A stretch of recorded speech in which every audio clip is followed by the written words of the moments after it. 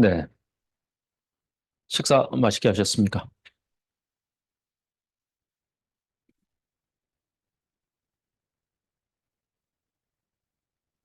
네.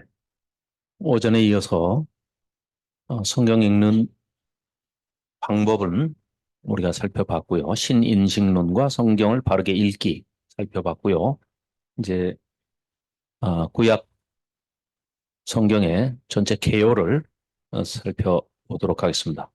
아까 오전 시간에 예수님께서 알려주신 바른 성경 읽기에 대해서 먼저 사실 파악, 그렇죠. 바른 읽기가 되겠고, 그리고 그 텍스트와 컨텍스트를 활용해서 어떻게 이해하고 있느냐. 글의 저자, 기록자나 성령님의 의도는 어떻고 하나님께서 우리를 향하신 그 뜻은 어떤 것이며 하나님의 심정은 어떤 것인지 이거를 함께 사실 파악과 함께 이해하는 바른 이해가 중요하다. 그러기 위해서는 반드시 저자이신 성령 하나님의 도움을 구해야 되겠죠. 우리가 우리 힘으로 아는 것은 미미할 뿐만 아니라 또 오해가 될 수도 있습니다. 그렇기 때문에 늘 기도로 말씀을 대하기 전에 성령 하나님의 밝히 진리의 성령님께서 깨우쳐 주시기를 구하고 또 먼저 경험하신 공부하신 안내자들의 안내 가이드를 받으시는 게 바른 성경 읽기의 방법입니다. 그리고 실천하는 것은 각자의 몫이기 때문에 또 이 성경 공부를 통해서 영적인 종합 진찰을 받고 그리고 그것을 이겨냄으로써 현실 생활에서 실천함으로써 그 이겨나감으로써 하나님을 향한 경외심이 점점 더 늘어날 것이고 그 스펙트럼이 넓어질 것이며 또한 우리가 바르게 실천함으로써 그때에서야 명실공히 또 우리를 지켜보는 가족부터 시작해서 아직 전도를 해야 할 전도 대상자들에게도 저 사람이 신실하게, 성실하게, 정직하게 하나님을 사랑하고 믿는구나 하는 것이 보여지는 것은 꼭 누구를 보여주기 위해서는 아니지만 아, 그 적용하는 데까지 나아가는 것이 결코 서로 각자 따로따로 노는 것이 아니고 이게 하나의 전체 말씀을 대하는 태도와 방법이 되어야 되겠다. 이렇게 말씀드릴 수 있겠습니다. 반드시 성령님의 도우심을 받아야 할 것입니다. 자, 보는 눈과 듣는 귀와 깨닫는 마음. 신명기 29장의 모세의 유언에서는 깨닫는 마음과 보는 눈과 듣는 귀는 오늘 여호와께서 너희에게 주지 아니하셨느니라. 그 결과가 뭐였습니까? 출애굽 1세대들이 전부 광야에서 40년 동안 결국은 하나님께서 율법을 주시고 복음을 주셨지만 그것을 제대로 받아들이지 못하고 더더군다나 강팍한 마음, 발음이 어렵습니다. 강팍한 마음을 가진 이 돌덩이 같은 이스라엘 백성들에게 보는 눈과 듣는 귀와 깨닫는 마음을 허락하여 주시지 않았기 때문에 출애굽은 했지만 약속의 땅, 언약의 땅 가나안에는 들어가지 못하고 전부 사망하는 그런 가슴 아픈 이야기죠. 자, 그래서 우리는 반드시 성령님의 도우심을 구해야 할 것입니다. 바른 성경 읽기의 12가지 원칙, 이게 에스라 하우스에서 어, 이제 요약해 놓은 그런 원리입니다. 첫째, 우리가 흔히 육하 원칙으로 논리적인 설명, 합리적인 설명을 하죠. 그럴 때 언제 어디서 누가 무엇을 어떻게 왜 거기에 하나가 더 붙는 것은 누가 누구에게가 굉장히 중요합니다.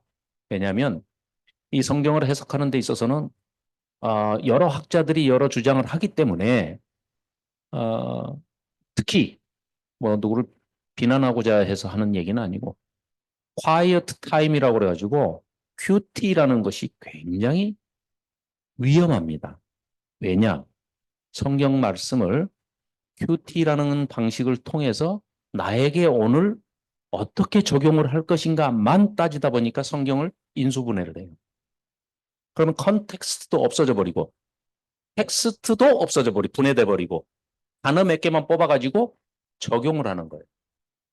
그래서 그런 방식은 물론 유용할 때도 있습니다. 그러나 칠화 원칙으로 이게 과연 누구에게 주어진 말씀인가, 대상이 누군가 이런 것들을 면밀히 파악을 해야 된다 하는 그런 말씀입니다. 그래서 성경을 읽되 반드시 칠화 원칙으로 읽자. 처음부터 끝까지 뭐 인간의 말이라도 처음부터 끝까지 들어야, 특히 그 한국말은 끝까지 들어야 된다고 그러잖아요.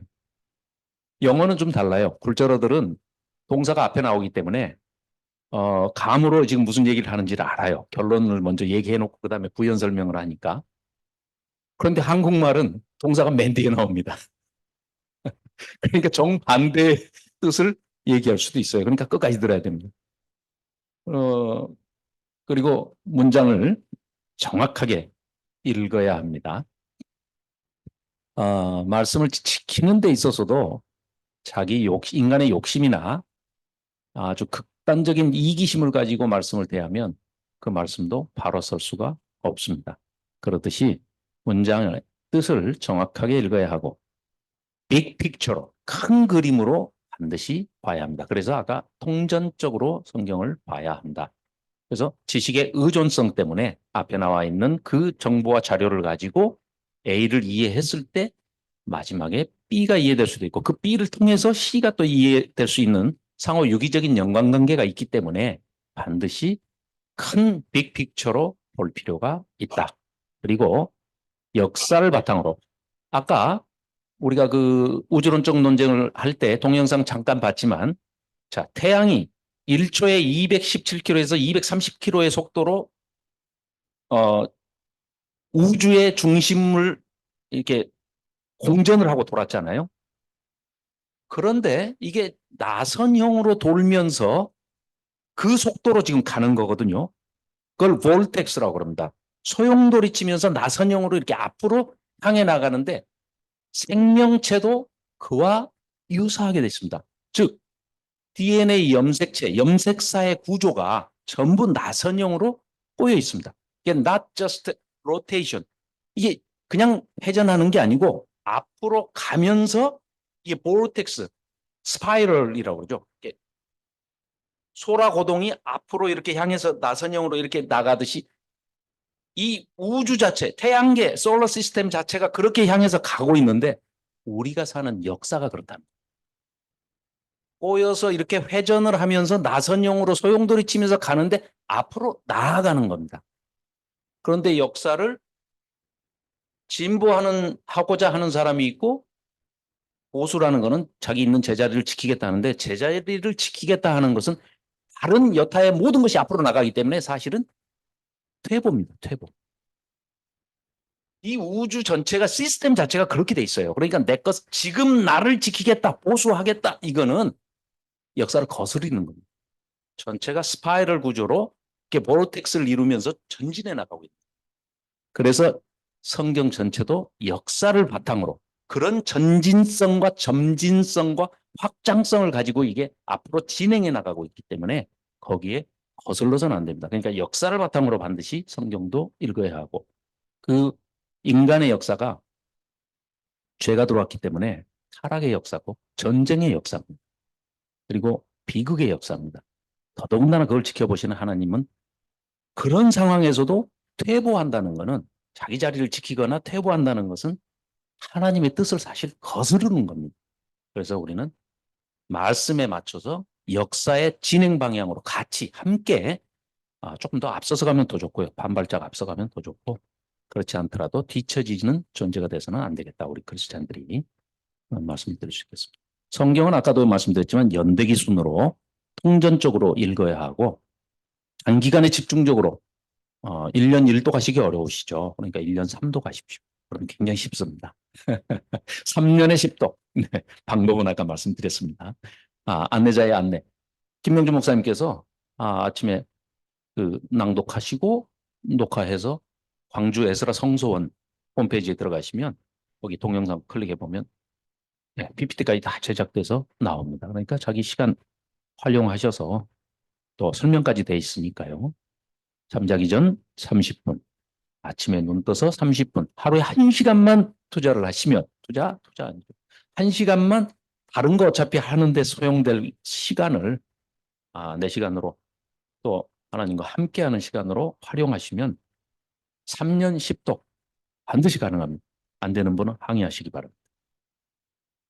자, 기록자의 저작 동기를 반드시 파악해야 되겠죠. 이 책이 누구에게 무엇 때문에 쓰여졌는지를 먼저 파악하고 성경을 읽으시는 습관을 들이시면 그러다 보면 전체 성경의 구조가 파악되는데 굉장히 도움이 됩니다.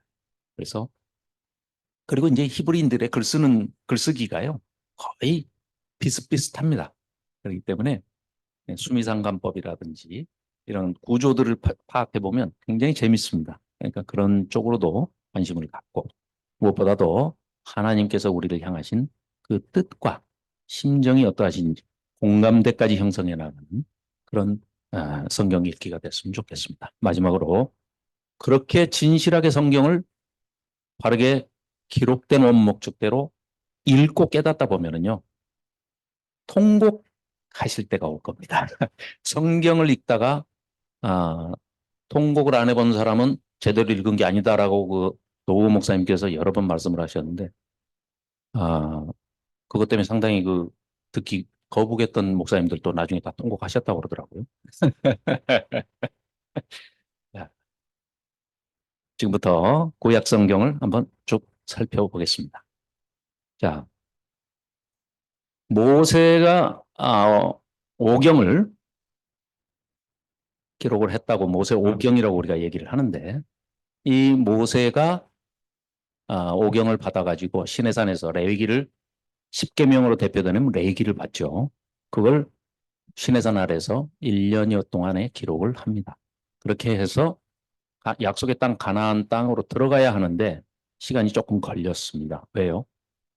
노예 신분이었던 애굽에서의 그 노예 신분조차를 그리워하는 이 대먹지 못한 신부를 데리고 신혼 살림집으로 들어갈 수가 도저히 없습니다. 그래서 하니문이 돼야 할 신혼여행이 돼야 할 광야 생활이 결국은 아주 끔찍한 출애굽 1세대들이 다 광야에서 죽는 그런 끔찍한 훈련 여행이 되고 만 것이죠. 그래서 그 40년 배경이 오경 40년이고 시간적으로 본다면 가나안 땅에 약속의 땅에 들어갔습니다. 하나님께서는 가나안 땅을 맨 처음에 아브라함에게 이 땅을 주겠노라고 약속을 하셨습니다. 그런데 그 땅을 430년 동안 안 주신 데는 여러 가지 이유가 있겠지만 첫째는 민족으로서 야곱의 70명의 그 식구들이 어떤 세계를 향한 대제사장 나라로 서기에는 아직 민족으로 그 애굽이라는 인큐베이터에 들어가서 좀 살을 통통이 쪄서 민족이 돼야 되는 그래야 이제 하나님 나라를 구성하는데 우리가 뭐 흔히 나라의 3요소 얘기하지 않습니까? 뭐 백성이 있어야 되겠죠. 그러니까 민족이 이제 구성이 돼야 되겠죠. 영토가 있어야 되겠죠. 영토는 아브라함에게 약속을 하셨죠. 약속의 땅 가나안 땅을 주심하고 약속을 하셨죠. 그리고 주권은 반드시 하나님이 가지고 계시기 때문에 하나님의 주권. 그래서 하나님 나라가 이제 이루어지는 제사장 역할을 하는 이 백성인데 그때 애굽에 들어가 가지고 그 인큐베이터에서 70명의 식구가 들어가서 요셉 총리의 가족으로 들어갔는데 4대 만에 430년 동안에 노예로 전락을 하고 만 겁니다. 이들을 약속의 땅으로 언약의 땅으로 가나안으로 데려오셨는데 하나님께서 하나님 나라를 세우시겠다고 정하신 땅, 그 영토는 성전이죠. 반드시 그건 하나님이 거니시는. 자, 맨 처음에 창조하시고 에덴 동산을 심으셨다고 나와요. 심다 이런 단어를 씁니다. 성전을 만드셨다 이렇게 이해를 하십니다. 에덴 동산이 하나님이 거니시는 성전입니다. 똑같이 가나안 땅도 아브라함에게 주겠다고 약속을 하신 성전입니다. 그래서 성전은 우리가 성막을 만들 때도 시내산에서 조금 전에 시내산에서 성막을 만드는 설계도를 주시는데 문이 어느 쪽으로 나 있죠? 동쪽으로 나 있지 않습니까? 왜요? 에덴 동산에서 쫓겨날 때 어디로 쫓겨났습니까? 에덴 동쪽으로 쫓겨났죠. 그러니까 회복이 되려면 성전이 회복이 되면 동쪽에서 들어와야 회복이 되는 거죠. 그러니까 가나안 땅도 하나의 큰 성전이기 때문에 요단강 동편에서 성전으로 들어가는 겁니다. 그러니까 바로 해변길로 해서 비아마리아로 해서 그냥 올라가면 아주 한 달도 안 걸립니다. 선선하게 바람 맞아가면서 올라가면 되는데 40년 동안 그것도 빼먹지 못한 1세대들이 다 죽고 여호수아 갈렙만 데리고 2세대들을 데리고 요단 동쪽에서 굳이 들어가는 것은 이 가나안 땅이 하나의 성전이기 때문에 하나님의 성전이기 때문에 그 회복의 성전 회복의 역사를 이루는 첫 단추로서 가나안 동편에서 들어가는 그렇게 해서 들어갔는데 땅을 6년 동안 여호수아가 가나안 땅을 6년 동안에 정복하고 정복이랄 것도 없습니다. 사실 하나님 시키신 대로 하면 무기도 없던 시절입니다. 들어가서 그냥 야야 짹짹 성맥 이렇게 막 돌고 야 하면 성이 무너지고 그래요. 시키는 대로 그냥 하면 됩니다. 전쟁 안 했어요. 우리 뭐 잘 아시지만 전쟁 3번 했습니다. 남부전쟁, 중부전쟁, 북부전쟁. 이렇게 해서 주신 약속하신 땅에 들어가서 차지하고 대신에 누가 무슨 땅을 어떻게 차지했느냐 이게 더 중요합니다. 무슨 얘기냐? 아주 공평한 사회를 만들기 위해서 하나님의 나라는 애굽에서 봤던 피라미드 체제에 어떤 힘없고 약한 사람들을 아주 저변에 많이 깔아놓고 그들 위에 군림하고 하는 게 아니고 하나님 나라는 어떻게 보면 역피라미드죠. 역삼각이죠. 높은 자가 낮은 자를 섬기고 이게 하나님 나라의 원칙이기 때문에 그런 체제를 따지지 않고 역량에 따지지 않고 공평하게 분배를 해주시죠. 그런데 이들이 들어가서 염려한 대로 전부 신혼 첫날 밤부터 바람을 피우고 맙니다. 결국은 우상 숭배에 빠져서 가나안 땅을 430년 만에 주시는 이유는 아까 말씀드렸듯이 서두에 민족을 이루지 못해서 아직 때가 덜 돼서 그러기도 했지만 두 번째 이유는 가나안에 살고 있던 그 가나안 칠족들이 죄가 아주 관영하게 돼서 정말 이건 노아의 홍수 때처럼 심판으로 멸하지 않으시면 안 되는 상황까지 가야 이들을 해렘을 하시는 것이지 하나님께서 내가 조금 더 이뻐하는 이스라엘 백성 주려고 멀쩡하게 잘 살고 있는 사람들을 다 죽이고 쫓아내시는 분이 아니지 않습니까? 그래서 그 하나님의 때, 하나님께서 정하신 우리 인간이 알 수 없는 그 때가 찼기 때문에 가나안에 들여보냈는데 가나안 족속들과 함께 섞여 살면서 동거하면서 동화되고 말고 전도해야 할 사람들이 전도당해가지고 결국은 우상숭배에 빠져. 우상숭배에 빠진다는 것은 괜히 그냥 뭐 하나님께서 질투의 하나님으로서 나 말고 다른 신을 섬겨 괘씸해 이런 차원이 아닙니다. 우상숭배에 빠진다는 것은 우상숭배의 궁극적인 목적은 자기 욕심 채우기입니다. 그러기 때문에 얼마나 악한 데까지 가느냐. 우상숭배의 최악, 극단적인 악은 자기 자녀를 불에 태워 죽이는 이방신에게 바치는 그런 극악무도한 행위까지를 합니다. 그게 뭐라고요? 저변에 깔려 있는 것이 자기 욕심을 차리기 위해서. 자기 욕심 때문에. 그 말은 하나님 나라를 일으켜서 하나님께서 실현시키고자 하는 공평과 정의가 흐르는 공의의 사회가 무너진다는 얘기입니다. 그러니까 우상숭배는 사회 정의 실현이 깨진다는 다른 이름하고 똑같습니다. 우상숭배 하나로 끝나는 게 아니라 우상숭배에 빠졌다 그럼 사회 공의는 이미 깨져버린 겁니다. 그래서 하나님께서 우상숭배, 자, 남녀가 만나서 관계를 맺어요. 그러면 뭐 에로스적인 사랑이 필수적이겠죠. 부부간의 관계를 맺는다는 것은 첫 번째로 왜 하나님께서 이스라엘 백성을 택해가지고 너는 내 신부야 하고 선언을 하시고 신혼 때라고 추억을 하시냐. 그 관계가 우리 부부관계를 생각해 보십시오. 부부관계라는 것은 절대적이고 배타적이고 독점적인 관계입니다. 어느 누구도 개입할 수도 없고 끼어들 수도 없습니다. 그런 관계가 부부 관계죠. 그래서 그 부부 관계라는 독점적이고 배타적이고 이 절대적인 관계의 중요성을 잘 심어주기 위해서 계속해서 부부 관계를 강조하고 계시는데 바람이 난 겁니다. 신혼 첫날 밤부터. 그래서 이 가나안 땅의 신혼여행이 슬픈 신혼이 되고 만 것이죠.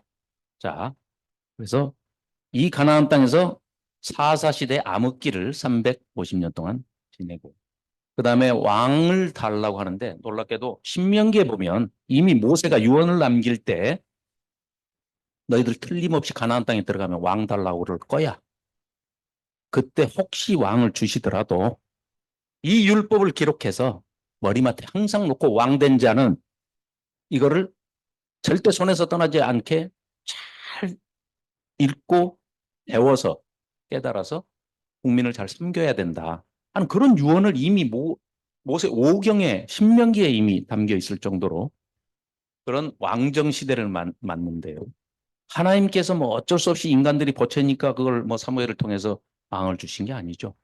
조건이 있습니다. 이 왕정 체제는 인간 왕이 통치하는 시대가 아닙니다. 궁극적으로는 하나님이 통치하시는 그 전제 조건이 달려있는 속에서의 왕정 체제입니다. 신학적인 용어로는 신정 통치 하의 왕정입니다. 그러니까 율법책을 오경을 옆에 놓고 왕된 자는 아주 그 내용을 완전히 숙지를 하고 국민을 섬겨라 하고 주셨다는 것은 뭐예요? 하나님께 뭐든지 물어보고 여쭤보고 어떤 통치 이념을 삼아야 된다 하는 그런 왕정 통치 하에서의 신정 통치 하에서의 왕정 정치였는데 인간 왕을 세워놓으니까 사울부터 초대 왕부터 실패하기 시작하죠. 그래도 기대를 해봤던 다윗. 물론 다윗은 많은 면에서 칭찬을 받았습니다. 하나님을 흡족하게 했던 사람이죠. 그럼에도 불구하고 그도 인간인지라 실수로.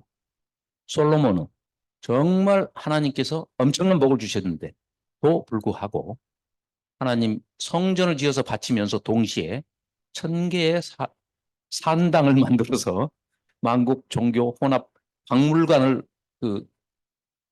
이 예루살렘에다가 만든 장 본인이 돼버립니다. 그래서 그런 타락의 왕정 시대를 결국은 후왕국 이스라엘이 19명의 왕을 세우고 결국 BC 722년에 아수르에 의해서 멸망당하고 그걸 지켜본 남유다 두 지파로 구성된 남유다마저 BC 586년에 바벨론에 의해서 멸망을 당하고 말죠. 그렇게 하고 이제 그 신구약 우리가 흔히 중간서라고 하는데 그 전에 이제 아수르 제국 자 우리 흔히 뭐 많이 잘 아시겠지만 아시리아라고 기록되어 있는 아수르 제국 그리고 바벨론 제국 그다음에 페르시아 그리고 헬라 로마 시대까지 계속해서 이어지는데 결국은 뭡니까? 신정 안에서의 왕정 통치를 잘 하나님과 동행하면서 했으면 이들이 나라가 망하고 포로로 잡혀가고 그 포로로 잡혀갔던 데에서 또 신실하신 하나님께서 약속을 지키기 위해서 회복의 역사로 포로 귀한 시대를 맞이했지만 결국은 이 제국하에서 끝없이 이스라엘 백성들은 인간 왕이 통치하는 나라 또 남을 지배하려고 하는 오히려 하나님 나라와 정반대의 길 피라미드 체제로 끝없이 달려가는 그런 제국하에서 결국은 노예로 계속해서 그 자기의 정체성을 찾지 못하고 구약 시대를 보내고 맙니다. 그래서 신구약 중간사를 우리가 흔히 뭐 암흑기다, 하나님의 침묵기다 하는데 역사에 암흑은 없습니다. 아까 봤지 않습니까? 시속 217km로 달려갑니다. 태양은. 그래서 침묵은 없습니다. 하나님이 예수님이 오실 길을 마련해 두시고 또 그 길을 오실 길을 닦아놓는 그런 중간기 400년. 이때 물론 이스라엘 백성들도 하스모니아 왕조를 세우고 독립운동을 하고 여러 가지 이제 성전이 더럽혀지는 타락, 성전을 더럽히는 그런 일들에 맞서서 항거하고 수전절이라 해서 성전을 깨끗하게 청소하고 또 그걸 기념하는 그런 명절들을 만들어서 지내고 있었죠. 그렇게 해서 예수님 오실 길을 기다리다가 드디어 예수님께서 오셔서 약 30년, 30세에 이제 공생애를 시작하셔서 약 3년 반 정도 사역을 하시죠. 놀라운 일이죠. 하나님이신 예수님께서 이 땅에 오셔서 인간으로 오셔서 그것도 하나님이신데 최소한 이스라엘 백성 한 300만 정도 다 성자가 될지어다 해가지고 데리고 일하시면 굉장히 편하셨을 텐데 12명만 그것도 그를 아는 사람이 당시에 뭐 문화적인 사회적인 정치적인 배경을 본다면 그를 안다는 것은 권력을 가지고 있는 권력자입니다. 그를 아는 사람이 없어요. 그를 아는 사람이 세리였던 마태 정도. 물론 이제 요한도 나중에 훗날 5권의 저서를 이제 기록하지만 요한 서신을 기록하지만 어떻게 보면 신분적으로나 뭐 여러 가지 사회적으로 약자인 12명의 제자를 삼아서 그 12명을 데리고 온 열방에 온 세계에 복음을 전파하시겠다 시작하신 거죠. 3년 반에 초림시대 예수님 사역을 마치시고 십자가에 죽으시고 부활하시고 승천하시고 약속하신 성령님을 우리에게 보내주셔서 성령 강림을 한 이후에 사도들 그 12명이 약 30년 동안 사도행전이라는 역사서를 기록하게 되죠.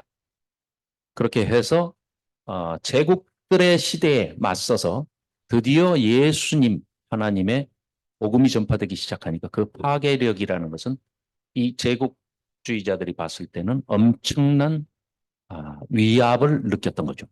그래서 박해가 시작이 됩니다. 그래서 네로 황제의 박해부터 시작해서 제2차 박해는 도미티아누스 황제의 박해 이렇게 이루어져서 결국은 요한계시록이 기록된 AD 90년에서 약 95년 사이에 요한계시록까지 요한사도께서 기록하고 성경 66권을 마쳤는데 이때가 바로 우리가 아노 도미나이 신약 시대, 은혜의 시대다 이렇게 얘기를 하죠. 그래서 구약은 before Christ, 예수님 이전 시대, 그리고 예수님 이후 시대. 어느 역사의 기점을 예수님이 뭐 4대 성인 중에 한 사람이다 이런 유치한 얘기를 주장한 학자들이 있었는데 어떤 사람을 기준으로 역사의 어떤 에어리어를 그 기간을 예수님 이전 before Christ 해가지고 BC 안노 도미나이 해서 AD 주후 몇 년 이렇게 나눌 수는 없는 거죠. 그래서 그런 이제 전체 개요로서는 이렇게 볼 수 있고요. 자, 몇 가지 이제 창세기부터 좀 전체 신약 전체 66권을 한번 살펴볼 텐데요. 보시다시피 이제 장소와 또 그다음에 시대 그리고 주제 그리고 우리가 어떠하신 하나님을 만날 수 있는지 또 그걸 기록해 놓은 내용은 어떤 성경인지를 본다면 자 태초에 하나님께서 태초에 천지를 창조하신 그 시대를 우리가 창조시대 원역사라고 그러죠. 창세기 1장부터 11장까지를 원역사라고 하는데요. 맨 아래 보시면 창타신분 이렇게 돼 있는 게 창조 사역을 하시고 바로 그 인간이 타락을 하죠. 그리고 타락이 극에 달아서 노아와 노아의 8 식구를 제외하고는 다 심판하실 수밖에 없는 그 상황까지 가게 되죠. 그래서 심판 그리고 민족의 분산 또 이 노아의 8 식구의 후손들이 생육하고 번성한 다음에 제일 먼저 하는 일들이 바벨탑을 쌓아서 하나님께 대적하는 겁니다. 그래서 언어를 흩트르시고 민족을 분산시키시죠. 이때 만날 수 있는 여호와 하나님은 전능의 하나님이십니다. 그리고 하나님의 자기 계시, 즉 이스라엘 백성을 신부로 맞이해서 택하셔서 신부로 맞이하시는 신랑 되시지만 신랑은 하나님이시기 때문에 아까도 우리가 신인식론에서 살펴봤지만 하나님은 우리 인간이 누구라고 이렇게 소개할 수가 없어요. 너무 크신 분이기 때문에 우리가 다 하나님을 가늠조차 할 수가 없고 상상을 초월하신 분이기 때문에 하나님 편에서 자기 계시를 해주십니다. 그런 내용이 창세기에 기록이 되어 있는 거죠. 그래서 또 창세기 12장부터 50장까지가 족장 시대를 기록하고 있습니다. 그래서 아이, 야요, 아브라함, 이삭, 야곱 그리고 야곱의 12 자손들 그렇죠? 그래서 이스라엘 민족을 신부로 소개하고 있습니다. 자, 여호와 하나님. 또 창세기는 요셉이 입건하였더라까지 기록이 되어 있는데요. 2307년의 역사가 기록이 되어 있습니다. 물론 태초라는 것은 시간이 들어오기 전에 우리에게 시간이라는 개념이 들어오기 전의 상황이기 때문에 그건 시간으로 계산을 할 수가 없죠. 또 창세기에서 묘사하고 있는 첫째 날, 뭐 해가지고 날이 샌이 뭐 첫째 날이더라 이런 표현들은 우리에게 들려주시기 위해서 그 표현을 그런 레토릭적인 수사를 쓰고 있는 것이지 묘사를 하고 있는 것이지 그게 하루 24시간을 얘기를 하는 것이 아니라는 것이죠. 그래서 그, 아, 그 태초를 제외하고는 인간의 역사로 기록은 창세기가 기록하고 있는 것이 2307년의 기록입니다.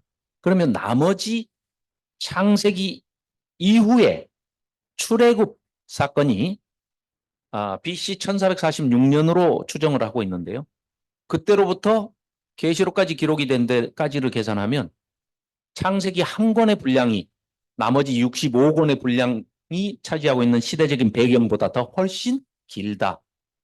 그만큼 창세기는 모든 것의 기원을 말하는 것이고 특히 하나님을 알 수 있는 하나님의 자기 계시를 하고 계시는 책이다. 그래서 그만큼 소중하다. 뭐 물론 66권 중에 중요하지 않은 책이 어디 있겠습니까? 뭐 괜히 그거 야 떼도 돼. 그러면은 진작 떼셨겠죠. 아까 창조의 원칙 중에 한 목적적 창조. 불필요한 것은 안 만드시는 하나님이십니다. 그러니까 성경 66권 중에 한 권도 버릴 책은 없다 하는 것을 말씀드리고. 자, 그러면 출애굽기는 시내산에서 이스라엘 백성을 대표하는 모세를 불러서 시내산에서 하나님께서 율법을 주십니다. 그리고 자, 인간과 창조주가 만나는 장소를 성막을 이 터버너클을 만드는 홀리 터버너클을 만드는 그 설계도까지 주십니다. 그래서 여기에서 머물면서 하나님을 동행하면서 하나님과 함께하는 그때 우리가 태어났으면 참 신인신론 같은 거 공부 안 해도 되는데 그냥 보이시잖아요. 낮에는 구름 기둥, 밤에는 불 기둥. 뭐 성막에 들어가면 계시고 법궤 뚜껑 위에 시은좌, 은혜를 베푸시는 좌석. 그래가지고 시은좌. 법궤 뚜껑에 이제 케루빈 천사도 이렇게 앉아 있는 그 가운데 하나님이 거하신다. 법궤 안에는 하나님께서 친히 돌판에다 새기신 십계명 돌판이고요. 그 법궤 바로 앞에 모세 쌍난 지팡이하고 아론의 쌍난 지팡이하고 그다음에 만나를 담은 항아리는 그 법궤 안에 있는 게 아니라 앞에 있습니다. 그렇게 돼 있는데 자, 이 출애굽기와 레위기 율법을 받는 과정을 기록한 책이 바로 출애굽기 레위기고요. 자, 민수기는 이 광야 시대에서 레위기를 받아가지고 하나님이 주신 율례와 법도와 이 규례를 지키면서 사는 연습을 한 다음에 가나안 땅에 하나님의 성전에 들어가는 겁니다. 그런데 이 민수기는 한자 이름으로 백성민자에다가 숫자입니다. 그러니까 백성의 수를 셌다 이런 뜻의 책 이름인데요. 정확하게 얘기하면 물론 인구조사는 2번 했지만 이런 책은 이렇게 이름을 바꾸면 더 훨씬 내용을 이해하기가 쉽겠죠. 광야 훈련기. 광야 40년 동안 훈련을 받았는데 합격한 사람이 둘밖에 없어요. 나머지 다 죽었습니다. 자, 그게 성막과 함께 임마누엘 하신 하나님, 함께 하시는, 동행하시는 하나님을 우리가 살펴볼 수가 있습니다. 자, 광야에서의 이 이스라엘을 잠깐 우리가 조금 이제 요 부분만 좀 살펴보면은요. 애굽에서 출애굽, 6월절 사건으로 출애굽, 준비는 오랫동안 했지만 또 거기 머문 시간은 430년이었지만요. 출애굽은 1박 2일의 퍼포먼스입니다. 6월절 땡 하고 전부 하나님의 말씀에 목숨 걸고 탈출을 한 겁니다. 이 사람들은 죽느냐 사느냐의 기로에서 하나님을 택한 겁니다. 선택을 한 겁니다. 그래서 애굽을 출발해가지고 시내산까지 도착을 한 기록이 출애굽기 12장 37절부터 19장 2절까지 7개의 장에 걸쳐서 쓰여진 게 이게 다입니다. 그래서 오순절 50일이 지난 다음에 시내산 밑에 도착을 했죠. 모세가 올라가서 하나님을 배로 시내산에 올라갔는데 안 내려와요. 안 내려오니까 이 사람들은 찾아보지도 않고 아래서 그 애굽에서 노예 생활을 할 때 애굽의 신, 최고 신이 뭐였습니까? 금송아지. 예, 여호와 송아지.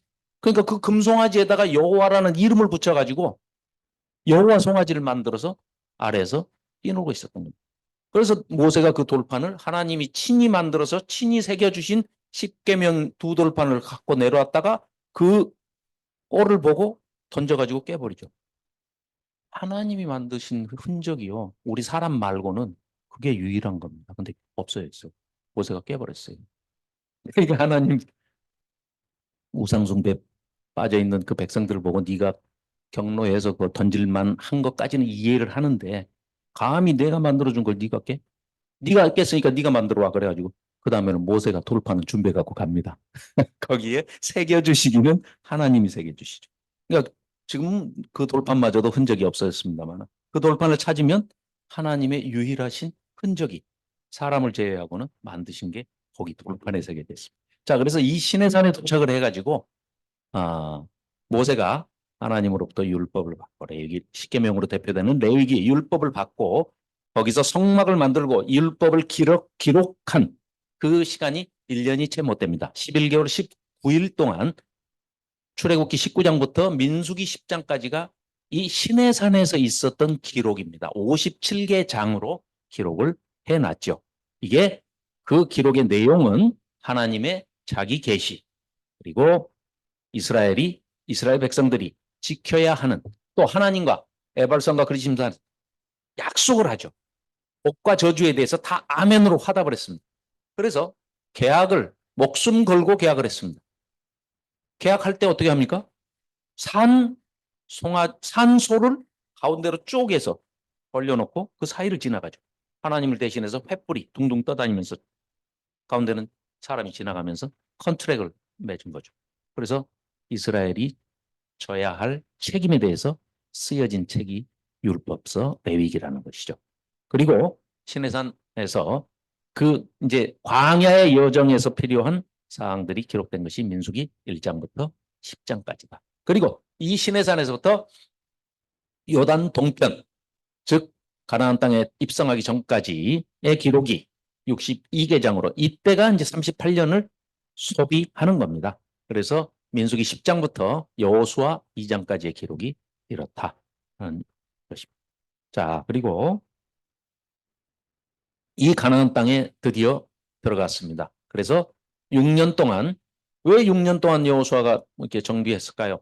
7년째가 안식년이기 때문에 다 모아놓고 하나님께서 정하신 곳에 남녀와 유치와 어린이와 타국인까지 다 불러 모아서 초막절에 하나님의 율법을 읽어주고 낭독하고 설명해주고 듣고 깨우치게 하는 것이죠. 그래서 동행하시는 하나님 그리고 여호수아가 그 초막절 성경 낭독을 하고 집회를 7년마다 했더라라는 기록이 없습니다. 안타깝게도 지켰다는 기록이 없어요. 그리고 나중에 보면 느헤미야 8장 8절에서 13절에 보면 여호수아 때부터 에스라 때까지 포로 귀환 시대까지 단 한 번도 초막절에 율법을 낭독한 행사를 하지 않았다고 기록이 되어 있습니다. 그러면 연도로 우리가 쉽게 이해하기 좋게 얘기하면 1446년에 BC 1446년에 출애굽을 했죠. 출애굽 사건 이후 1000년이 지난 다음에 2차 포로 기한이 BC 457년이고 3차 포로 기한이 BC 444년입니다. 2차 포로 기한의 대표자가 에스라 학사입니다. 또 3차 포로 기한의 대표가 느헤미야입니다. 그래서 에스라 느헤미야의 도움을 받아서 에스라 노 목사님 말고 에스라 학사가 에스라 학사가 처음으로 제1회 성경 강좌를 시작한 게 무려 1000년이 지난 다음에 시작을 한 겁니다. 그랬더니 그때 모든 백성이 율법을 읽어줬는데 다 울고 통곡을 합니다. 그래서 단 것을 먹이고 살진 것을 먹여서 달래주면서 그 눈물은 나는데 기분은 안 나빠요. 안 슬퍼요. 웃으면서 눈물이 떨어져요. 그런 이상한 경험을 하는데 어쨌든 그런 여호수아가 모세가 유언으로 남겼는데 얼마 지나지도 않았는데 그거를 시행했다는 기록이 없어요.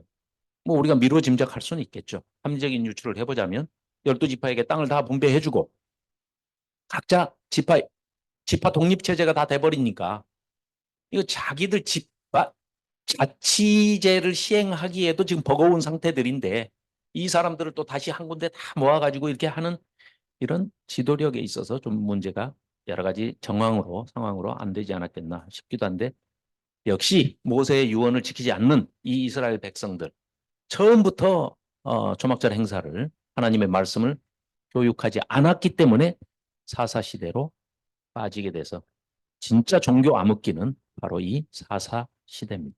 악의 악순환이라고 그러죠. 하나님을 버리고 죄를 짓습니다. 그랬다가 이제 죽을 판 되면은 부르짖습니다. 하나님 살려주세요. 그럼 또 하나님 사사를 통해서 12명의 사사를 통해서 또 건져주십니다. 그래서 또 살만하면 바로 죄를 짓습니다. 화목 제물을 먹고 속죄 제물을 먹으면서 죄 지을 걸 생각한다고 그렇게 기록이 돼 있어요. 그러니 이 백성, 이 패역한 백성들 그럼에도 불구하고 끝까지 도와주시는 하나님을 만나볼 수 있는 책이 사사기 암흑기입니다.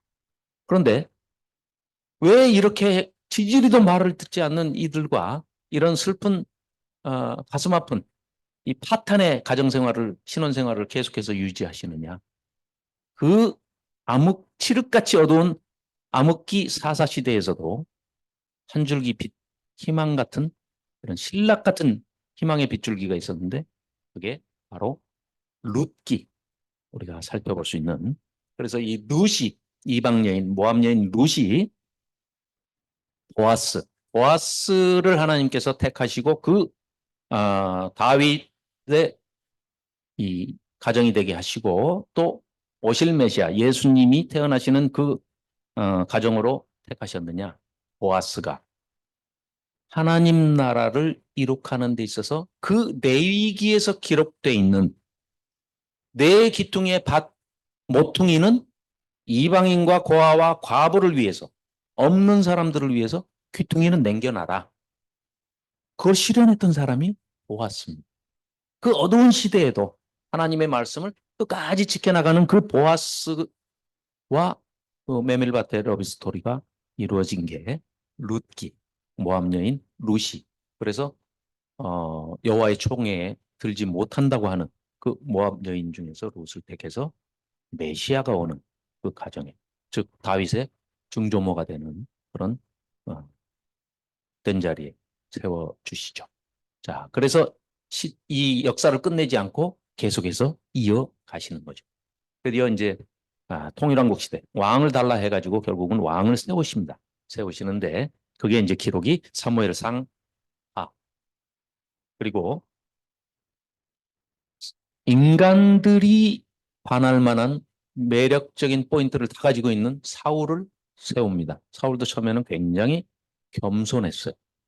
겸손하게 시작을 했는데 시작은 매우 겸손하고 바람직한 왕으로 시작을 했는데 결국은 사리사욕 때문에 또 어줍지 않은 명예욕 때문에 그런 것에 인간왕이 너희들이 인간왕을 달라고 하는데 인간왕을 세우면 어떻게 된다 하는 그 모든 것을 다 그 회단점을 다 가지고 다 드러나게 했던 사람이 바로 인간왕 사울입니다. 그럼 또 하나님께서 마음에 들어 하셨던 그나마 흡족했던 다윗을 두 번째 왕으로 세우십니다.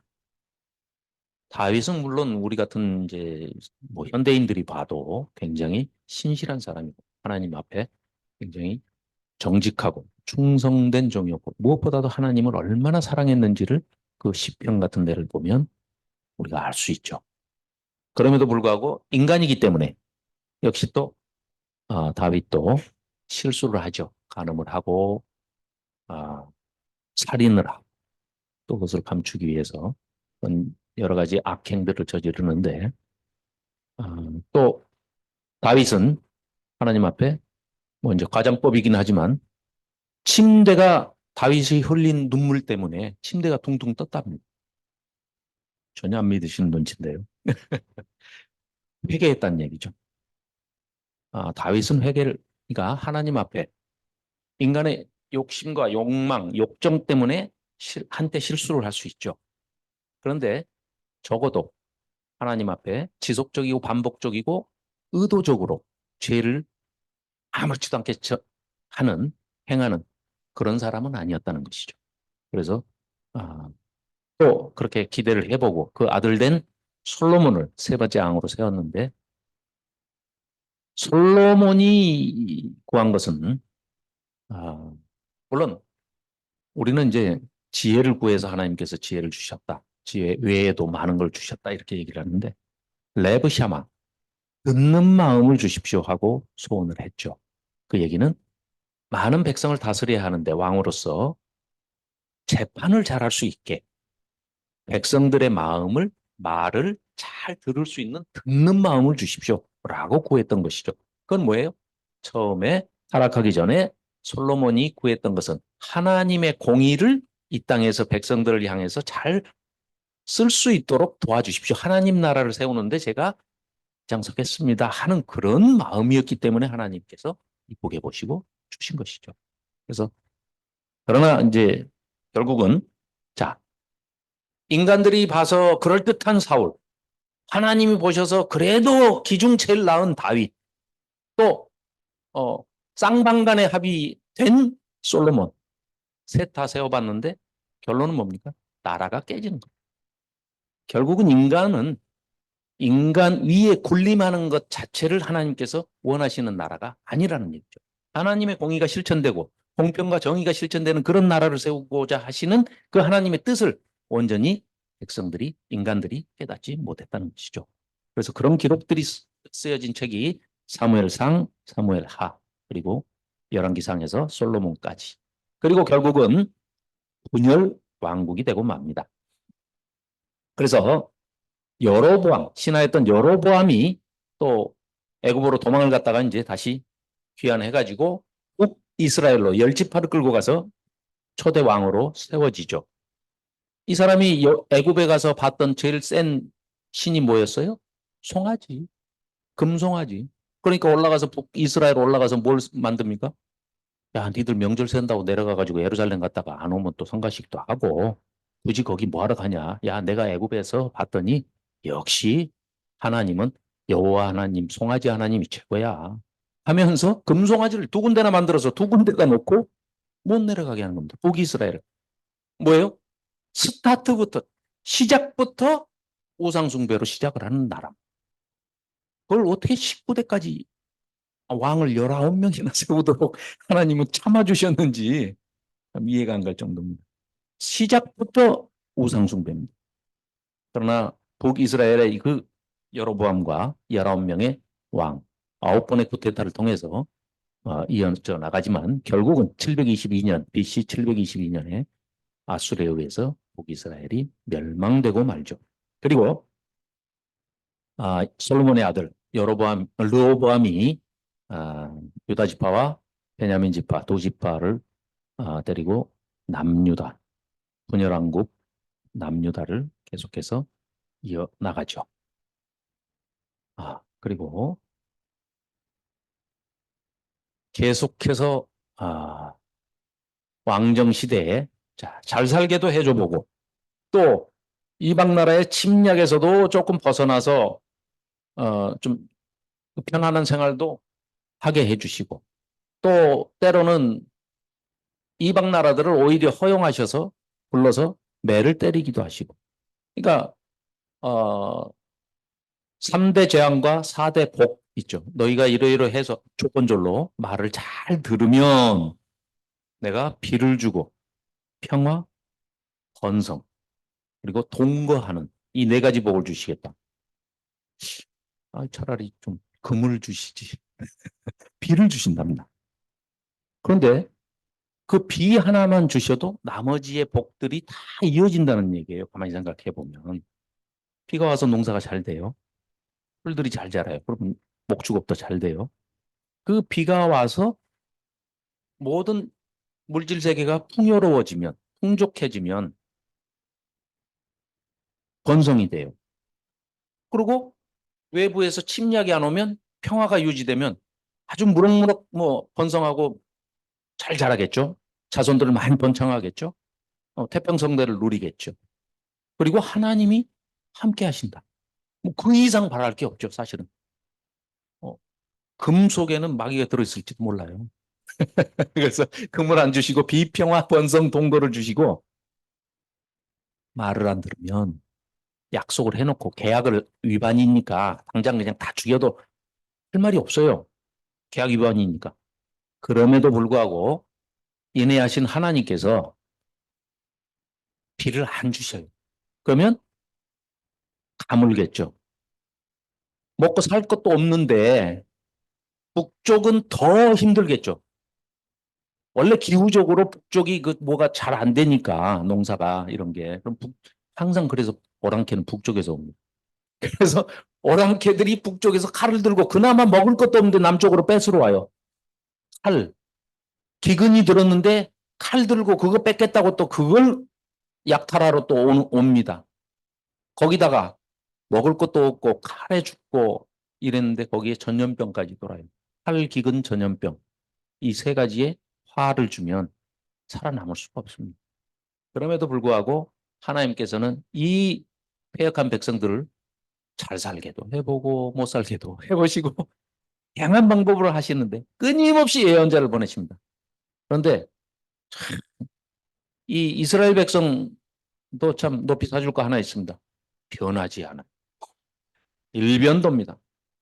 초지일관 예언자 보내봐 다 죽여버릴 테니까. 심지어는 하나님을 보내셨는데 하나님 아들 예수님도 십자가에 못 박아 죽이는 백성이 이스라엘 백성이 초지일관 배우지 맙시다. 아무튼 예언자를 끊임없이 보내십니다. 하나님께서. 아합 시대 아주 잘 살았죠.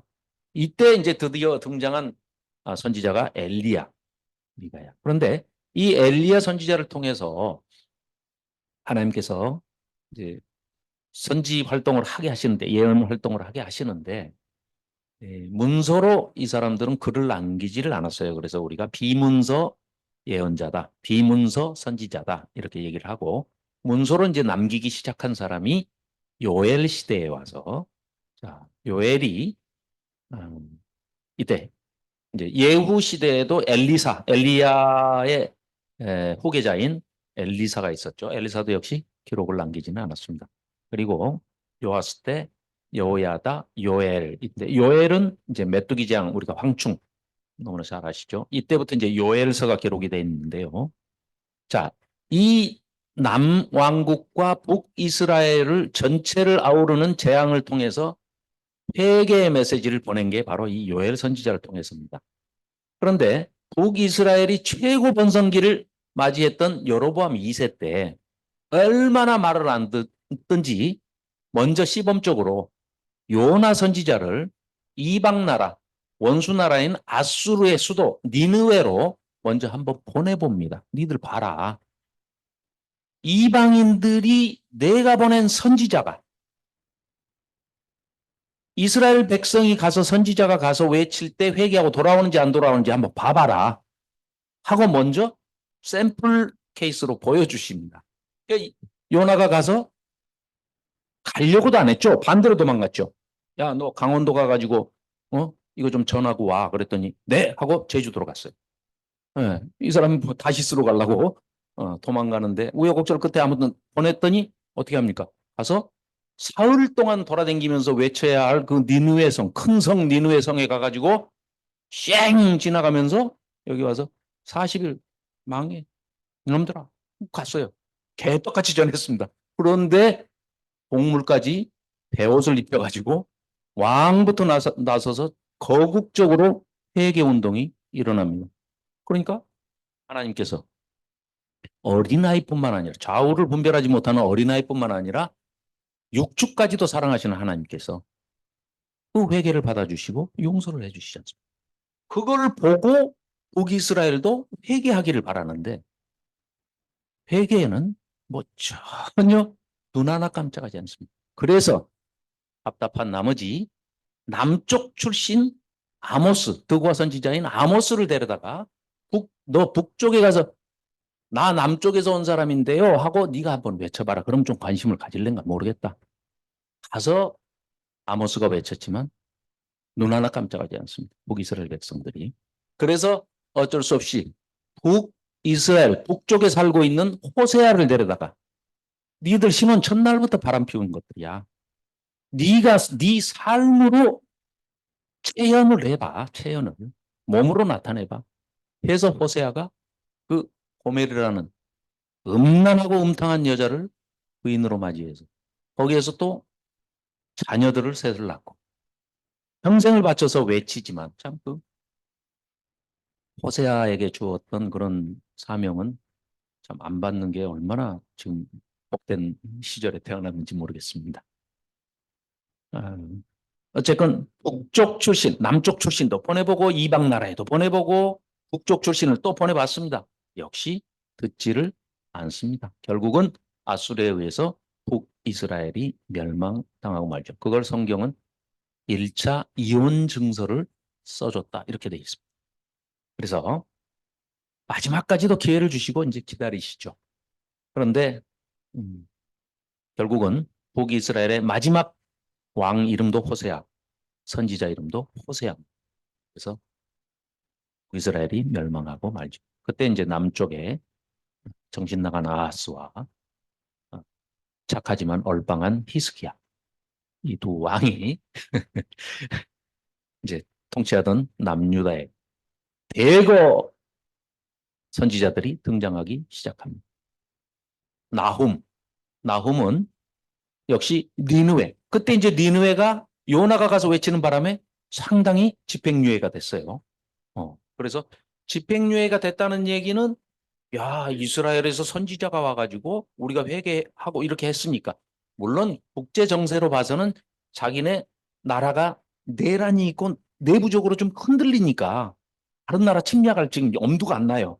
그러기도 했지만 어쨌거나 하나님의 역사를 끌고 가시는 데 있어서 그런 영향에 따라서 이 니느웨가 아수르가 아시리아가 당분간은 지금 북이스라엘을 남유다를 쳐들어오지를 않습니다. 그래서 이제 유예가 됐었죠.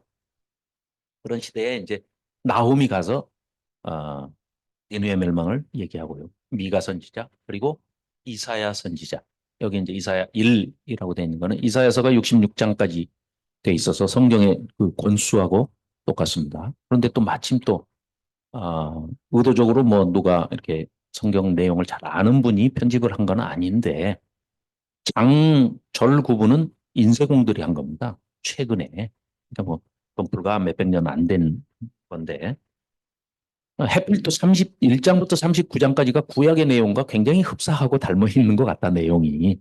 그리고 40장부터 66장까지가 도저히 한 사람이 다 쓸 수 있는 시대적인 배경이 아니다. 약 100, 한 4, 50년 정도의 차이가 이렇게 갭이 생기는데 어떻게 한 사람이 다 1장부터 66장까지 쓰겠느냐 해서 1장부터 39장까지를 이사야 1, 그다음에 40장부터 66장까지를 이사야 2라고 하는데요. 이때 이제 이사야 1까지 활동을 한 게 이 시기가 되겠습니다. 그리고 이제 그 후에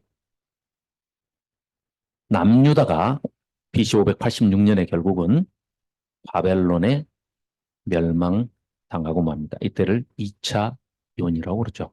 자매, 자매.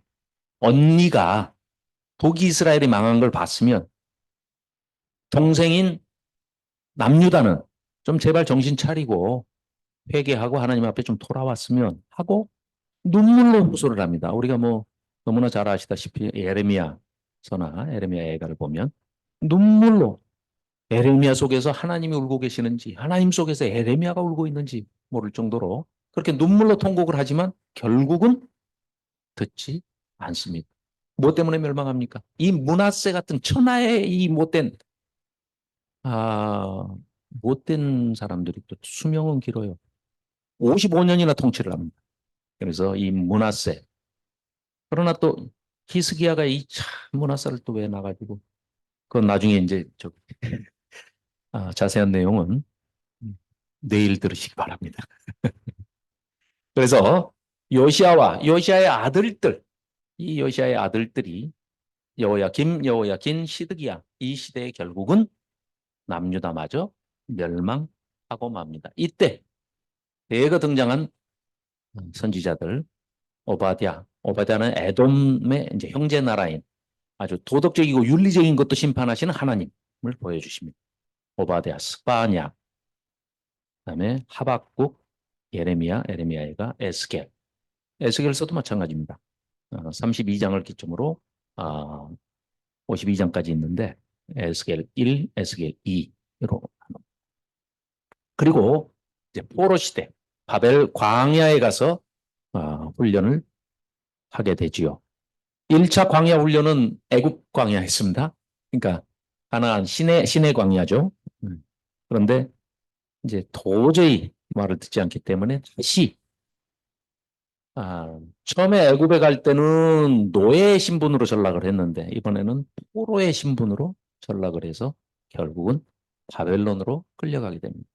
이때 이제 1차, 2차, 3차 605년 내지 606년부터 포로 잡혀가기 시작하는데요. 597년 2차 포로, 1차 포로, 그리고 2차 포로가 1차 포로가 이제 다니엘, 2차 포로가 597년 때가 에스겔, 그렇죠? 그리고 이제 3차 포로 586년 이렇게 포로 잡혀가고 귀환이 이제 70년 만에. 그러니까 고레스 칙령, 페르시아의 고레스 칙령이 538년에 고레스 칙령이 일어납니다. 그래서 준비해가지고 돌아온 게 536년에 돌아옵니다. 그러니까 606년에서 70년을 빼면 536년이죠. 1차 포로 잡혀갔던 해로부터 정확하게 70년 뒤 536년에 고레스 칙령에 의해서 1차 포로 귀환이 되고요.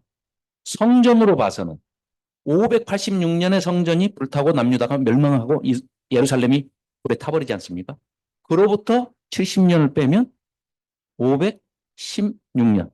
그때가 성전이 복구되고 성벽이 중수되는 그런 것을 겪습니다. 그러니까 그건 하나님이 아니시면 그 70년이 그러니까 인간으로도 70년, 성전으로도 70년 그렇게 해서 회복의 역사를 소망의 하나님이 우리가 소망의 하나님을 만날 수 있는 책들이 이때 이제 많이 기록이 되는데 이때 포로 잡혀가 있던 다니엘 또 제2 이사야라고 하는 그 이사야를 쓴 분 또 에스겔 또 그리고 이제 이때 성문서 아까 케토빔이라고 했던 지혜 문서들이 대거 수집이 되고 성경의 자료들이 포로 기간 동안에 많이 수집 왜냐하면 성전을 약탈해가고 했던 그런 기록들이 많이 그 바벨론과 페르시아에 있지 않았겠습니까? 그것들을 여기서 학사들 또 뛰어난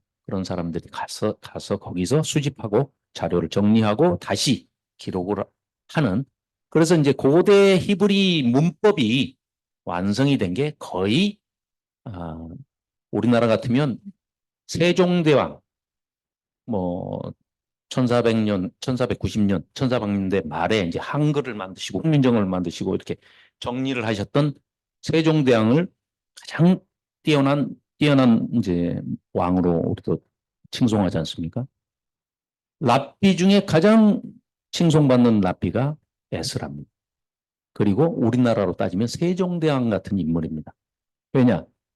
고대 히브리어가 지금 사용하는 그런 우리가 사용하고 있는 이 문법 체계가 이루어진 것이 에스라 학사에 의해서 그리고 에스라가 데리고 있던 그 학자들에 의해서 이렇게 완성이 됐다고 그래요. 그러니까 히브리 사람들은 에스라를 우리나라의 그 세종대왕 정도로 이렇게 칭송을 하고 있습니다. 그래서 많은 기록들이 우리에게 지금 전해지고 있는 구약의 기록들이 에스라 때 많이 정리가 되고 편찬되고 편집되었다, 수집되었다 이렇게 볼 수 있습니다.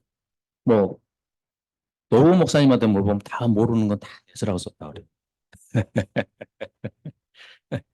자, 그래서 이제 포로 1차 기한 시대를 맞이하고요. 성전을 중건하게 되고 회복하시는 하나님을 만날 수가 있습니다. 이때 1차 포로 기한자의 대표로 스룹바벨과 대제사장 여호수아가 함께 돌아오죠. 이게 에스라 1장부터 6장까지의 기록입니다. 이때 성전 건축을 하다가 상당히 인터벌이 길어졌습니다. 그래서 중단하고 있을 때 학계 할아버지 선지자께서 100세가 다 되신 과거 70년 전에 예루살렘 성전에 솔로몬 성전의 영광을 보셨던 학계 선지자가 오셔서 외치시죠. 성전 중건을 계속해라. 격려하고 독려하십니다. 3개월 후에 소년 선지자인 스가랴가 나타나서 다시 외치는데 아마도 그 사이에 학계 선지자가 하나님 품으로 가신 것 같습니다. 그래서 소년 선지자, 소년이라고 해도 30이 넘었습니다. 뭐 초등학생은 아닙니다. 자, 그 학계를 이어서 학계 선지자를 이어서 스가랴 선지자가 와서 외쳐서 성전을 중건하게 됩니다. 자, 시간이 지났네요. 여기까지 하고 맞았나요? 네네, 그러겠습니다. 자, 그렇게 하고 이 바벨론이 페르시아에 의해서 고레스에 의해서 멸망당하고 귀한 사이시대 이때 에스더서 우리가 이제 불임절이라고 그러죠. 멸절 위기에 놓였던 이스라엘 백성들을 아주 놀라운 은혜로 전화위복의 그런 구원을 펼쳐주시는 그런 하나님을 에스더서에서 우리가 만나볼 수 있겠습니다. 자, 그리고 2차 포로 귀환 시대. 이때는 이제 성경 교육을 준비를 하죠. 그리고 이제 혈통 때문에 조금 또 에스라 선지자가 역풍을 좀 맞이하죠. 그래서 에스라라는 뜻이 이름의 뜻이 그렇습니다. 도우시는 하나님. 그리고 느헤미야는 위로하시는 하나님. 나함 야훼. 그걸 이제 이어서 발음을 하면 느헤미야 이렇게 발음을 하는데 나함 야훼. 위로하시는 하나님. 3차 귀환 대표로 느헤미야가 와서 에스라 학사를 도와가지고 제1회 에스라 성경 강좌를 개최하게 됩니다. 이때가 아까 말씀드린 대로 1000년 만에 여호수아 때도 시행하지 않았던 모세가 유언으로 죽으면서 남겼던 그 초막절 성경 강좌를 1000년 만에 느헤미야가 에스라 학사를 도와서 에스라 제1회 성경 강좌를 하게 된 겁니다. 그리고 이때가 이제 BC 440년 정도로 본다면 400년으로 본다면 1900년이면은 2300년 만에 지리산의 노후 목사님이 네, 개최를 다시 해서 지금까지 77년부터 거의 50년 가까이 이어가고 계시는 겁니다. 지금 여기 계시는 강사님이신 김명주 목사님 에스라 성경 강좌의 강사님으로서 느헤미야로 일하고 계십니다.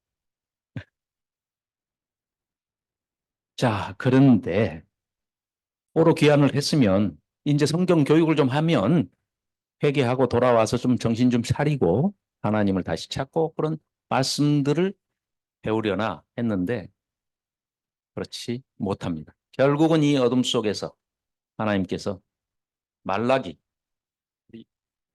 말라기 1장 2절 한번 보실까요? 자, 성경의 마지막 책입니다. 구약 성경의 마지막 책 말라기. 이게 문자적으로 1장 2절. 문자적으로 우리가 그냥 아까 말씀드린 대로 텍스트만 읽으면 여호와께서 이르시되 내가 너희를 사랑하였노라 하나 너희는 이르기를 주께서 어떻게 우리를 사랑하셨나이까 하는도다. 나 여호와가 말하노라 에서는 야곱의 형이 아니냐 그러나 내가 야곱을 사랑하였고. 이런 서술문으로 읽으면 이게 무슨 말인지 전혀 반영이 안 됩니다. 제가 컨텍스트로 그 상황에 따라서 읽어보겠습니다. 여호와께서 이르시되 내가 너희를 사랑하였노라. 왜요? 주께서 우리를 어떻게 사랑하셨나이까? 언제요? 어떻게요? 사랑하시면 그렇게 뚜드려 팹니까? 다 죽어가는데 놔두고 보십니까? 포로 잡혀갑니까? 이렇게 대드는 겁니다, 지금. 하나님께. 이런 컨텍스트로, 이런 기조로, 이런 문맥과 맥락으로 사장까지 끝까지 가는 겁니다. 마지막에 하다 안 되니까 하나님께서 말문을 닫아버리시면서 하나님이 결정하신 것은 제사 드리지 마. 나 이 성전 떠날 거야. 너희들 드리는 그 제사? 아니. 그러니까 오죽하면 순종이 제사보다 낫다 하는 말씀 선지자를 통해서 왜 하셨겠습니까? 이 되먹지 못한 이스라엘 백성들이 이렇게 뻑뻑 우기면서 하나님의 사랑과 은혜에 대해서 전혀 공감을 하지를 않습니다. 그러면서 이렇게 대드니까 하나님께서 마지막 4장 5절 6절입니다. 보라 여호와의 크고 두려운 날이 이르기 전에 내가 선지자 엘리야를 너희에게 보내리니. 아이고 엘리야 죽은 지가 언젠데요. 북이스라엘 망한 지가 언젠데 엘리야를 보내신답니다. 자, 선지자의 대명사일 수도 있겠죠. 이 엘리야를 보낸다는데 우리는 이제 이 역사를 다 뚫고 지나왔기 때문에 이미 이 예언이 성취된 걸 알고 있죠. 이 세례 요한 아닙니까? 이 보내시겠다는 엘리야가 바로 세례 요한이 왔는데 그 엘리야를 왜 보내느냐? 왜 보내느냐? 6절에 있는 말씀이죠. 왜 선지자를 보내서 뭐를 하시겠다는 것이냐? 그 엘리야 선지자 같은 세례 요한이 오면 하나님 아버지의 마음을 상해버린 상처 입은 그 하나님 아버지의 마음을 자녀에게로 너희들에게로 돌이키게 하고 너희 못돼 먹은 이 주께서 우리를 어떻게 사랑하셨습니까? 언제요? 하고 덤비는 그런 너희들 못된 마음들, 이 패역한 마음들을 제발 좀 회개하고 하나님께로 돌아와서 그들의 아버지에게로 하나님께로 돌이키게 그 선지자가 와서 외칠 것이다. 만일에 돌이키지 아니하면 두렵건대 내가 와서 저주로 이 땅을, 이 성전을, 이스라엘을 다 없애버리시겠다. 이런 말씀을 하시면서 400년 동안 성전을 떠나버리십니다. 말문을 닫아버리시고 성전을 떠나버리시는 하나님을 말라기에서 볼 수 있습니다. 거기에 대한 대답이 400년 뒤에 예수님이 오셔서 예수님께서 물론 이때 컨텍스트나 이 텍스트는 물론 니고데모에게 하시는 말씀이지만 우리 모두에게 보고 오는 모든 손들에게 우리에게까지 그 말라기에 되먹지 못한 질문에 대해서 말문을 닫으셨던 하나님께서 400년 만에 예수 하나님을 통해서 이렇게 말씀하고 계시죠. 요한복음 3장 16절 말씀. 하나님이 세상을 이처럼 사랑하사 독생자를 주셨으니 하나님께서 말라기에서 그 되먹지 못한 이스라엘 백성들이 질문했던 그 질문에 대답할 가치도 없지만 이렇게 말씀하십니다. 세상을 이처럼 사랑하사. 이처럼이 얼마만큼입니까? 하나님이신 예수님이 죽기까지. 대신 죽기까지. 너 대신 내가 죽을게. 라고 하기까지 사랑하신다는 것을 말씀하고 계십니다. 세상을 이처럼 사랑하사 독생자를 주셨으니 이는 그를 믿는 자마다 멸망하지 않고 영생을 얻게 하려 하심이라. 하나님이 그 아들을 세상에 보내신 것은 세상을 심판하려 하심이 아니오. 그러고 말미암아 세상이 구원을 받게 하려 하심이라. 그를 믿는 자는 심판을 받지 아니하는 것이요 믿지 아니하는 자는 하나님의 독생자의 이름을 믿지 아니하므로 벌써 심판을 받은 것입니다. 아멘. 이렇게 말씀을 하고 계십니다. 자, 여기까지 해서 구약은 끝났습니다. 그런데 까지 시간을 써도 그거 끝낼까요? 자, 이렇게 해서 구약에 성전을 떠나시고 만물을 닫아버리신 하나님께서 우리가 흔히 하나님의 침묵기, 신구약 중간사라고 하는, 그러나 그때에도 하나님께서는 예수님이 오실 길을 예비하시고 복음이 전파될 수 있는 길을 다 닦아놓으신 그런 동행하시는 하나님이었다는 것을 우리가 깨달을 수 있습니다. 그때 이스라엘 내부에서는 하스모니아 왕조가 세워지고 또 독립운동을 하게 되고 또 사두개파, 바리새파, 에세네파가 각기 그런 제국의 압제에서부터 독립운동을 하던 그런 시기였습니다. 자, 그리고 예수님께서 드디어 초림하셨죠. 예수님께서 성육신 하셔서 인카네이션 하셔서 말씀이 로고스가 눈에 보이는 하나님이 되어서 비물질적이고 비가시적인 하나님이 우리 눈에 보이고 아예 우리와 똑같은 성정을 가지신 사람으로 이 땅에 성육신 하셔서 오셨습니다. 방금 요한복음을 읽었듯이 세상을 심판하러 오신 게 아니라 심판은 재림 때 하시는 것이고 초림 때 세상을 구원하시러 그리고 우리의 마음판에 새 언약을 새겨주시고 우리를 구원해 주시기 위해서 오셨다는 말씀이죠. 그래서 그때 기록된 복음서가 마테마가 누가 그리고 아까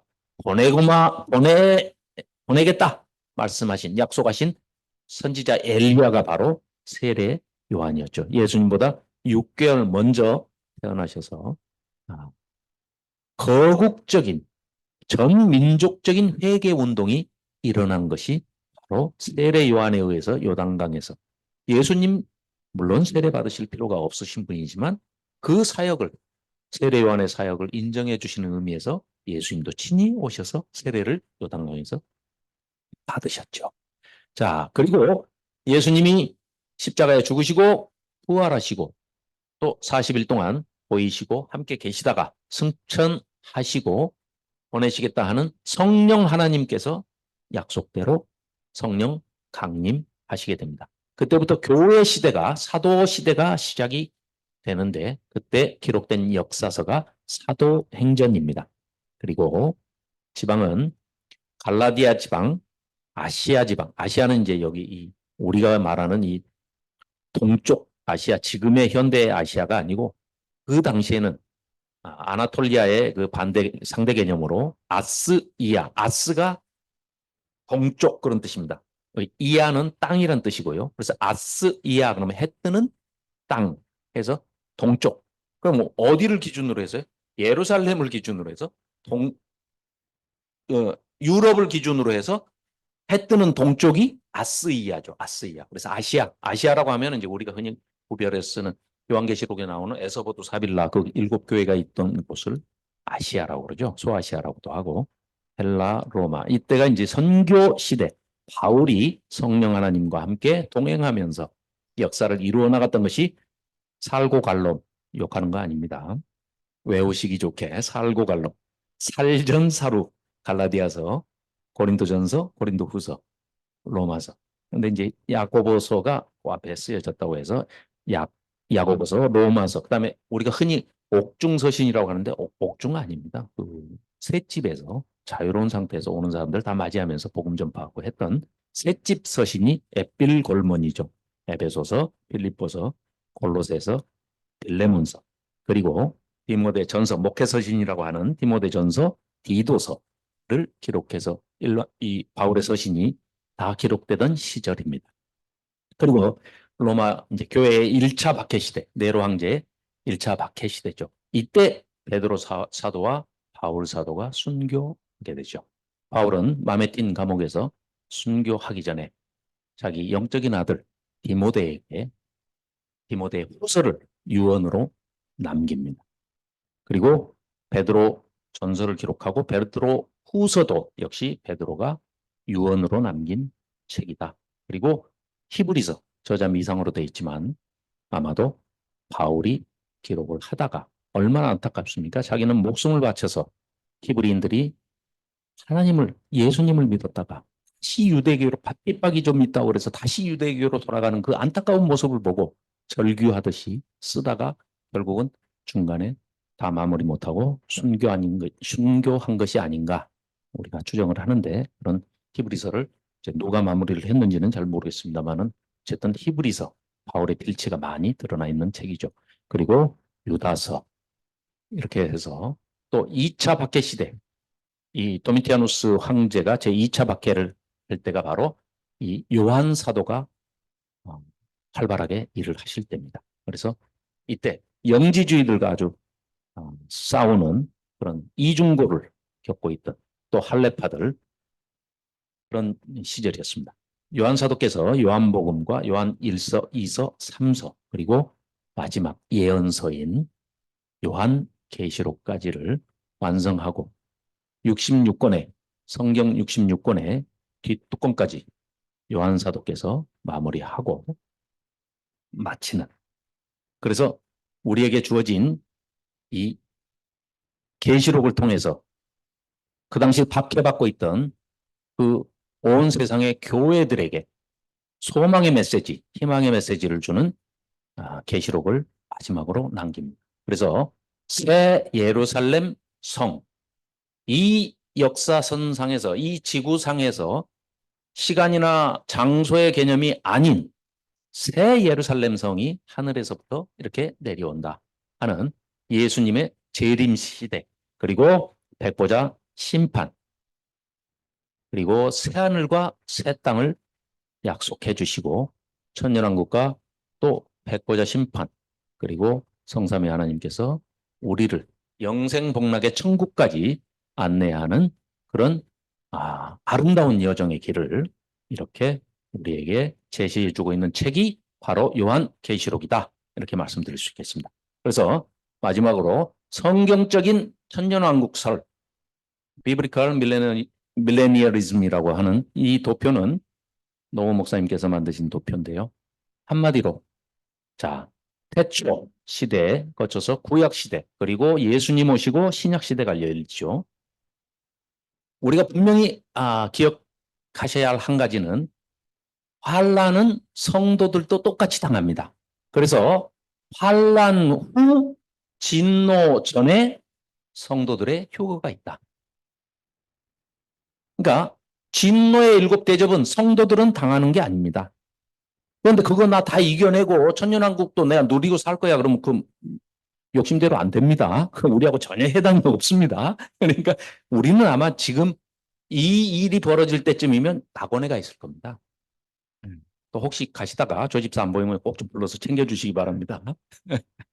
자, 그래서 이 태초 시대와 구약 시대, 신약 시대, 대환란까지 진노의 대접이 쏟아지기 전까지의 이 살았던 사람들은 성도들은 낙원에 가서 의인이라 칭함을 받고 거기서 영원히 쉬고 있다가 불이 섞인 유리바다 건너편에서 예수님과 함께 만나 가지고 그때 진노의 대접이 다 쏟아지고 난 다음에 예수님이 지상 재림을 하실 때 같이 오는 겁니다. 그 후에 천년왕국이 이루어지고 천년왕국 때 무적행에 갇혔던 이 사탄을 풀어놓으면서 마곡왕 곡과의 전쟁, 마지막 전쟁이 이제 치루어지고 그때 마지막 전쟁이 치러지고 난 다음에 백보자 심판, 최후 심판을 거쳐서 믿는 사람들은 영생복락의 천국으로 심판을 끝나고 갈 것이고 또 음부에 있던 악인들의 영혼이 모여있던 이곳에서는 심판의 부활을 거쳐서 백보자 심판을 거쳐서 결국은 유황 불못으로 들어가게 될 것이다 하는 것이 성경적으로 해석한 천년왕국설이다. 또 종말론이다. 이렇게 말씀드릴 수 있겠습니다. 자, 이상으로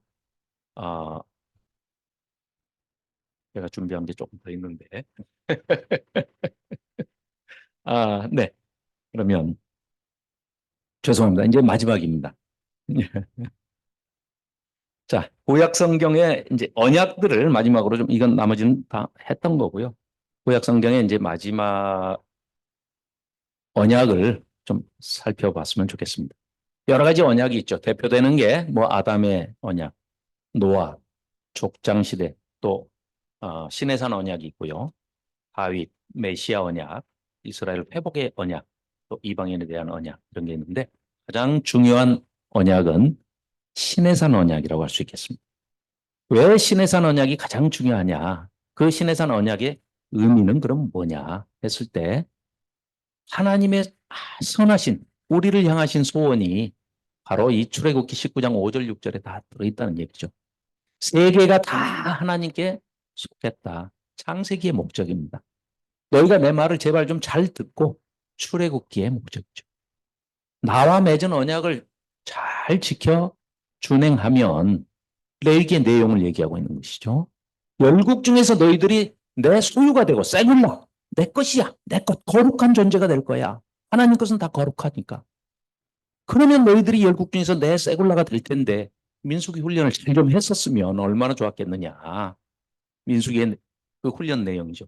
그리고 내게 대해서 열방에 대한 제사장 나라가 너희들이 될 것인데 신명기에서 신신당부를 했지만 성경 교육을 아예 실시하지를 않았다는 거예요. 1000년 동안.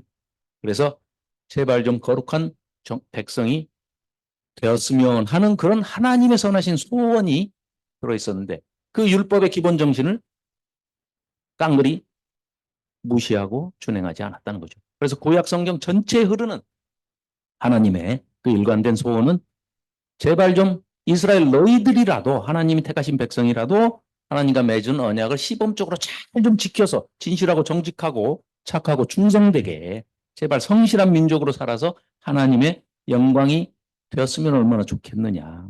너희들이 세계 열방에 선교하는 민족이 돼야 할 터인데 라는 소원이 들어있지만 그 역할을 지금 이제 누가 담당합니까?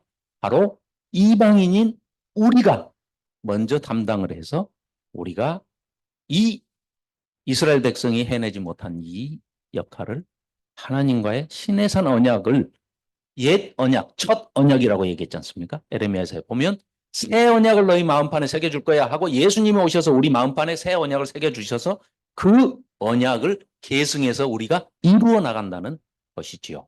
그래서 이 에레미야 31장 31절 너무나 유명한 말씀이죠. 여호와의 말씀이니라 보라 날이 이르리니 내가 이스라엘 집과 유다 집에 새 언약을 맺으리라. 이 언약은 내가 그들의 조상들의 손을 잡고 애굽 땅에서 인도하여 내던 날에 맺은 것. 이거 시내산 언약이죠. 그것과 같지 않은 새 언약을 주시겠다는 거예요.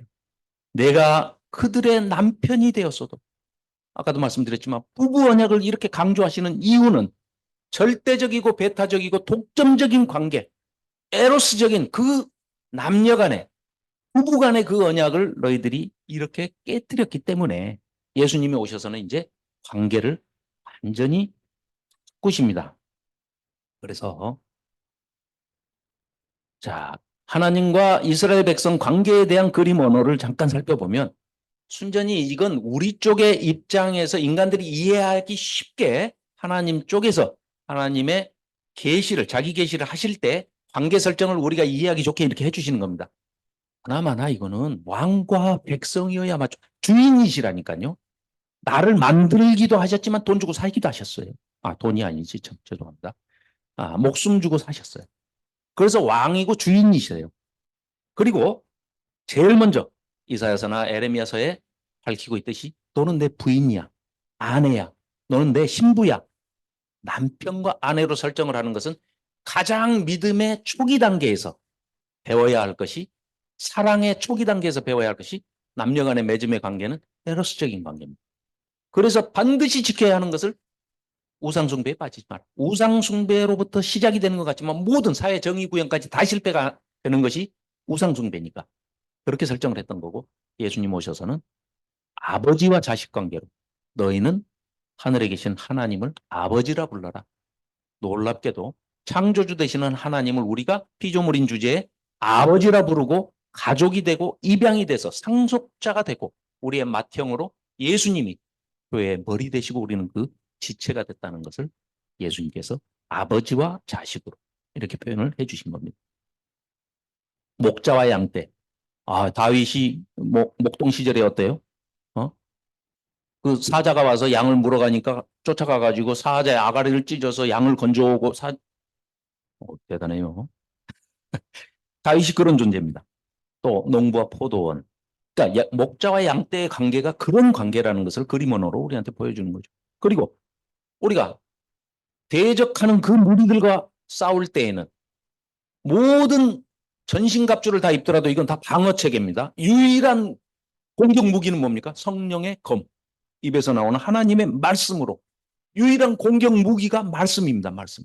그래서 우리는 그 말씀을 가지고 하나님이, 성령님이, 예수님이 사령관이시고 우리는 아까도 말씀드렸지만 야야 짹짹 하고 거기만 나오면 우리는 그냥 다 이기는 사람들이에요. 왜요? 사령관이 뒤에 계시니까. 그래서 그런 관계로 그림 언어를 보여주시는 겁니다. 자, 구약의 상관관계는 김명주 목사님께서 해주실 것이기 때문에 넘기고요. 마지막으로 뭐가 계속 나오네요. 아, 이거 다 했던 겁니다. 자, 교회의 출생에서 영생까지. 자, 신약 시대는 역시 이제 아까 잠깐 살펴봤지만 이것도 김명주 목사님께서 해주실 겁니다. 네 복음서, 공간복음, 마테마가 누가, 또 요한복음까지 네 복음서를 통해서 예수님을 만나는 그런 만남의 시작이죠. 교제의 시작이고 또 성령님의 인도로 유아기, 젖먹이 시절을 이제 아주 이때는 이유식 먹어야 됩니다. 부드러운 음식을 먹어야 될 때죠. 살고 갈로, 예. 살전사루, 호전고후, 갈 거기까지고요. 학습기 이제 조금 젖되고 난 다음에는 학교 다녀야죠. 그래서 로마서, 앳빌 골본, 셋집 서신, 그리고 이제 학교를 졸업하면 청년이 되었어요. 장년이 되었어요. 그러면 사역을 해야죠. 사역기가 우리가 흔히 목회서신이라고 하는 디모데전서, 디도서, 디모데후서, 히브리서, 그리고 결실기, 일을 했으면 농사를 지었으면 수확을 해야죠. 야고보서, 이단에 빠지지 않도록. 베드로 전서, 후서, 요한 1, 2, 3서, 그리고 요한계시록을 통해서 소망의 메시지를 가지고 하나님 앞에, 아버지 앞에 서는.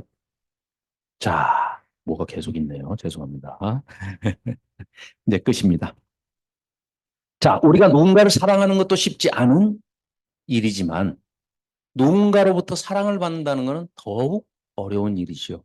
그러나 우리는 하나님의 형상을 닮은 존재로 지음을 받았기 때문에 더더군다나 예수님이 목숨값을 주고 사신 존재들이기 때문에 어디 가서 사랑을 받는 존재가 돼야 됩니다. 그러기 위한 비결이 성경에는 이렇게 되어 있습니다. 겸손하게. 내가 누군지를 알아야죠. 그래서 겸손하게. 사람 앞에 뭐 이렇게 겸손한 척하는 거는 그건 척하는 겁니다. 그게 아니고 하나님 앞에 섰는데 척할 수는 없잖아요.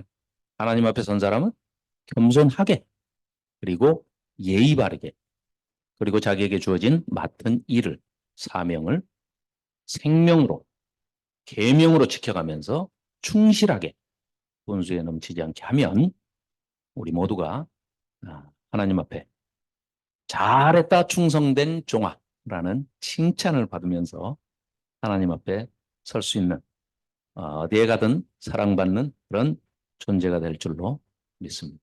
감사합니다. 들어주셔서 감사합니다.